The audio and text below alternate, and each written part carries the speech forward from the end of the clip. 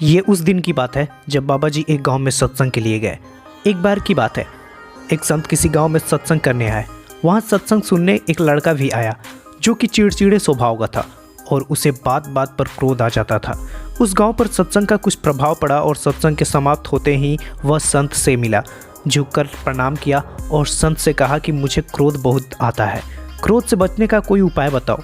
संत ने लड़के से कहा, वो सामने वाला बहुत ही सुंदर पेड़ है, तुम्हें दिखाई दे रहा है, जिसके नीचे तुम बैठते हो।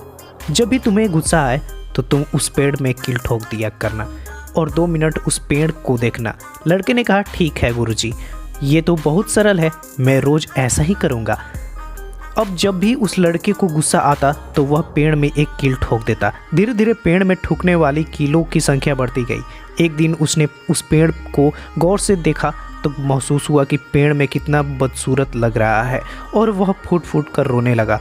उसने खुद से कहा कि मुझे इतना गुस्सा आता है, मैं कितना बड़ा पापी हूँ, मैं इतना अवगुणों से भरा हुआ हूँ, और वो बहुत शर्मिंदा हुआ। उसके बाद वह धीरे धीरे गुस्सा करना छोड़ता गया और उस दिन के बाद पेड़ में ठोकने वाली कीलों की संख्या कम होती गई। एक दिन ऐसा भी आया कि उसने पेड़ में कोई कील नहीं ठोकी, अर्थात उसे बिल्कुल भी गुस्सा नहीं आया। कुछ दिनों बाद संत उस गांव में फिर सत्संग करने आए और वह लड़का भी सत्संग सुनने आया।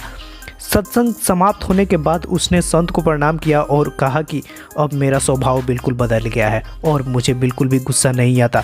इसलिए जब हम अपने अवगुणों की ओर देखना शुरू करते हैं और खुद में सुधार करते हैं तो हमारा स्वभाव संतों की तरह पवित्र हो जाता है। इसलिए हम दूसरों के अवगुणों को देखना छोड़कर खुद के अवगुणों देखें, अपने आप में हम सुधार कर पराई निंदा से बचें।